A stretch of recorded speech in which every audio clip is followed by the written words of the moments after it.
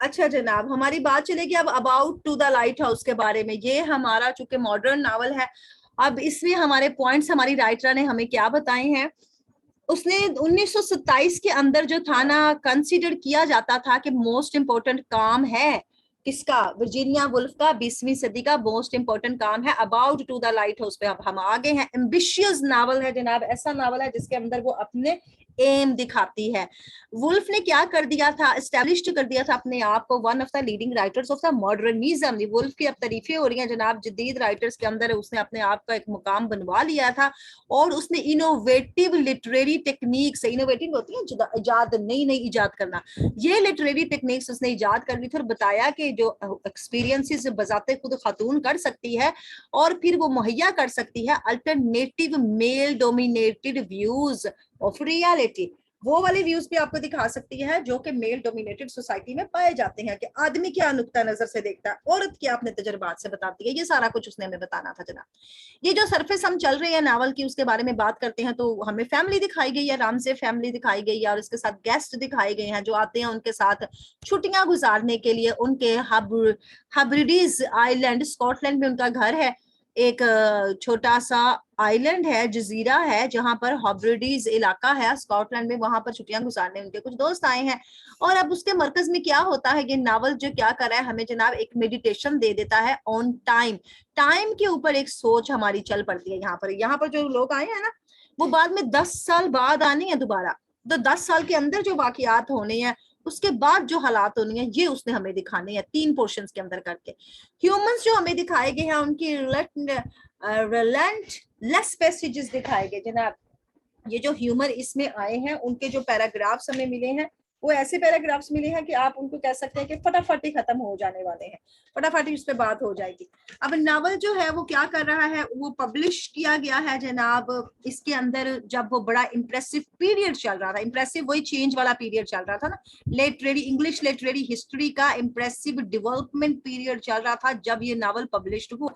1927 की बात है। और यही वो पीरियड था जबकि हमारी जो ग्राउंड ब्रेकिंग हो रही थी, बहुत सी रिवायतें टूट रही थी, इंड्यूरिंग मास्टर वर्क्स पैदा हो रहे थे, बड़े ही शाहकार जन्म ले रहे थे।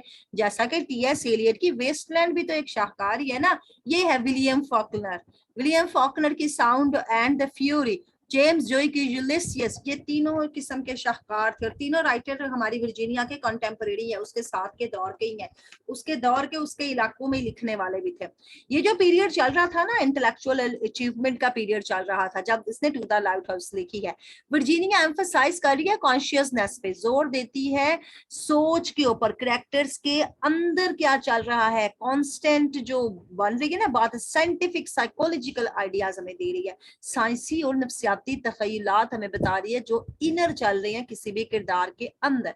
अब चलते हैं जनाब, यहाँ पर ये जो टाइम चलता है, वक्त के दौरान जो किरदार में पाई जाती है। सिगमंड फ्रीड क्या कर रहे थे, उन्होंने इस थ्योरी को निकाला था, सब कॉन्शियस और कॉन्शियस की थ्योरी को। वर्जीनिया वुल्फ ने नावल लिखा और फिर उसने पूरी तवज्जो दे दी, कोई नॉट ऑन द इवेंट्स, ना सिर्फ उसने तवज्जो अपने इवेंट्स पे दी, यानी नहीं दी, एक्सटर्नल वर्ल्ड पे उसने कोई तवज्जो नहीं दी, लेकिन उसने रिचनेस कहाँ पर दी है, complexity of mental in territory अंदरूनी इलाकों पर, अंदरूनी पेचीदगियों पर, हमारे अंदर जो दिमाग में बात चल रही थी, इन पर उसने जोर दिया।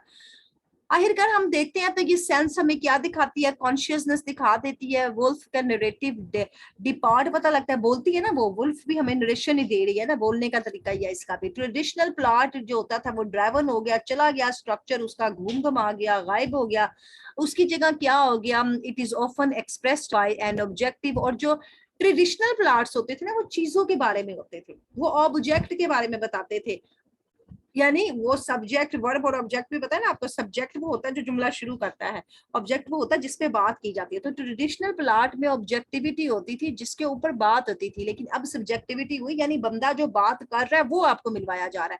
थर्ड पार्टी नरेटिव स्टाइल होता था, वो सब क्या हो गया, ट्रेडिशनल ड्राइवन अवे हो गया।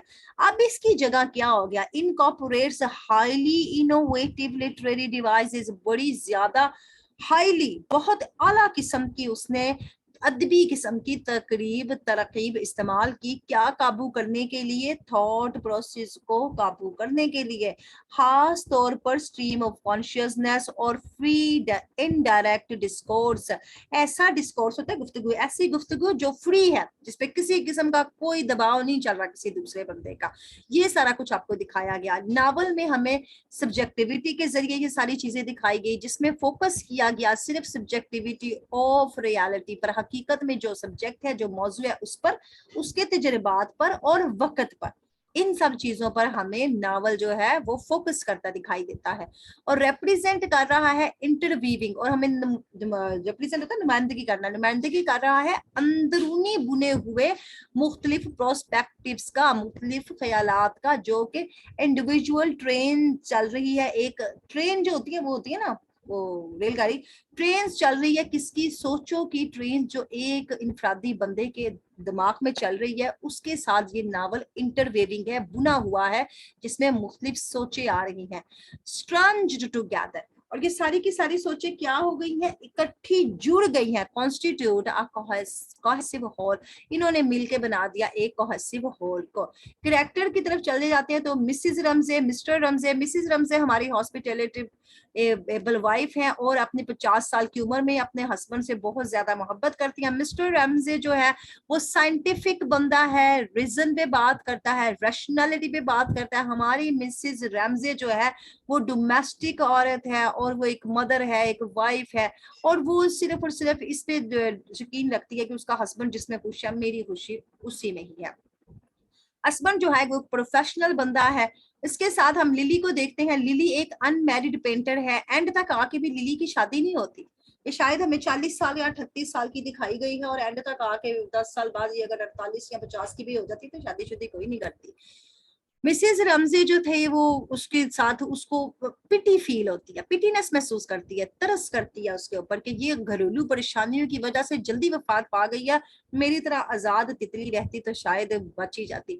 अब ये पोर्ट्रेट बनाती है बिगनिंग के ऊपर मिसेज रमजे का और उसके बेटे का, लेकिन वो एंड पे 10 साल बाद आके मुकम्मल होता है। जेम्स वो बच्चा है जो बच्चा अपने बचपन में कहता है जबकि वो 6 साल का होता है तो कि मैंने जाना है जनाब टू द लाइट हाउस, लेकिन अब्बा माँ कहती है ठीक है, माँ उसकी मान लेती है, लेकिन बाप वॉयलेंटली रिजेंटफुल हो जाता है, गुस्से से इनकार कर देता है और बाप हमेशा उसके साथ गुस्से में ही रहता है, ये बाप से नफरत करता है। इडिपस कॉम्प्लेक्स भी इसमें दिखाया गया कि ये माँ की तरफ इसका झुकाव ज्यादा है, बाप की तरफ इसका झुकाव कम है।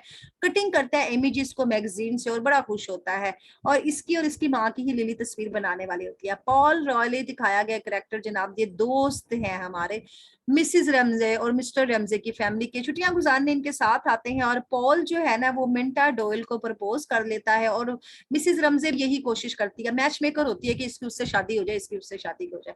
मिंटा जो अगरचे इनकी शादी कामयाब कोई नहीं होती, एंड में तलाक हो जाती है दोनों की। 10 साल बाद ये दोनों नहीं आते। यंग वुमेन जो होती है ना, ये मिंटा डोयल है जो मिसिज रमजे के घर आती है छुट्टियां गुजारने के लिए और पॉल रॉयल से शादी कर लेती है, उसका प्रपोजल एक्सेप्ट कर लेती है। चार्ल्स चैंसले का नाम याद रखिएगा, ये वो बंदा है जो कि बड़ा ही जिसे कहते हैं ना सख्त किस्म का और खास किस्म का बंदा है और मिस्टर रमजे की तो हमेशा ही तारीफ करता है, उसका शागिर्दा उसी की जैसा सरा हुआ बच्चा और इंसल्ट करता है हमेशा और कोशिश करता है कि ये जो लिली पेंटिंग कर रही है ना ये कभी पूरी ना, इसको कहता है लेडीज और womens can't paint can't write, ऐसी इसको एक कोट है, बड़ी मशहूर कोट है, वो इसको कहता है, इसका दिल तोड़ देता है लिली का। और जनाब अपने आप नहीं रहता है, सेल्फ सेंटर्ड होता है। लेकिन मिसिज रमजे की खूबसूरती के साथ एक दफा जाते हैं ना दरिया के किनारे तो मिसिज रमजे के साथ चल रहा होता है तो एडमायर करते हैं कितनी खूबसूरत ऐश्वर्या राय मेरे साथ जा रही है और जनाब खूबसूरत कितनी लग रही है, उसका बैग उठाने को भी तैयार हो जाता है। चलते चलते दिल में यानी इसकी जो सोच दिखाई गई ना स्ट्रीम ऑफ कॉन्शियसनेस, वो ये दिखाई है कि ये चलते चलते रमजे की तारीफ भी कर रहा होता है, सोच रहा होता है कि कितनी खूबसूरत लेडी मेरे साथ चल रही है।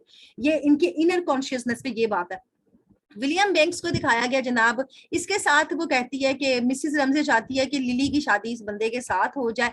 ये बंदा जो है ये भी उनके साथ छुट्टियां गुजारने आया है, बड़ा ही अच्छा आदमी, लेकिन उम्र 60 साल का बब्बा है। कहती लिली से अपने डबल उम्र के बंदे से शादी कर ले, लिली आजाद ख्याल तितली, वो नहीं मानती इसके साथ शादी करने को।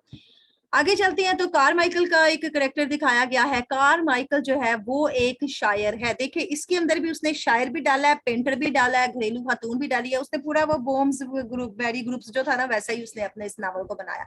इसके अंदर सारा कुछ डाला और ये राइटर फ्यूम लेता है और साथ साथ ये जो पहली वर्ल्ड वॉर जो है ना, उसके इफेक्ट्स का भी इस पे बड़ा असर होता है। लेकिन इसकी कंट्रोलिंग वाइफ है, वाइफ ने इस पे कंट्रोल रखा हुआ है। मगर ये मिसिस रमजे का दीवाना है कि हाय कितनी सुनती है अपने बंदे की बात, मेरी तो बेबी मेरी सुनती कोई नहीं। एंड्रयू वो बच्चा था जो बच्चा इसका फर्स्ट वर्ल्ड वॉर में मारा जाता है। जेस्पर जो बच्चा है ये शूटिंग करता है, बर्ड्स की हमेशा गोलियां चलाता है। जब जेस्पर गोली चलाता है ना तो मिसिस रमजे कहती है हाय अल्लाह, इसकी गोली चलाने से मेरी सोचें खराब हो गई हैं। वो इसकी गोली चलाने से वापस लौट आती है और ये गोली चलाता है तो मिस्टर रमजे कहता है कि समवन हैड ब्लंडर्ड, किसी ने तो कुछ ना कुछ खराब किया है काम। इनकी सोचों में उस वक्त ये बात चलती है जब वो शूटिंग कर रहा होता है। एक और रोगर इसका बेटा दिखाया गया, एडवेंचरस है और वो अपनी सिस्टर नैन्सी से मिलता है। प्रू जो रमजे है ना, ये इसकी सबसे बड़ी डॉटर है और ये अपनी माँ की तरह जो है बहुत ज्यादा खूबसूरती की हामिल है। लेकिन ये अब शादी के 1 साल बाद वफात पा जाती है, इलनेस हो जाती है relation to the child birth, बच्चा भी मर जाता है, खुद भी मर जाता है। यानी यहाँ पर प्रू रमजे को भी मार दिया और इसका बेटा जो था एंड्रयू रमजे जो कि जंग में मारा गया, इसको भी मार दिया। 2 बच्चे तो मार दिया, 8 बच्चे होते हैं, 2 मर गए, 6 रह गए। 6 में से एंड पे हमें सिर्फ 2 ही दिखाती है।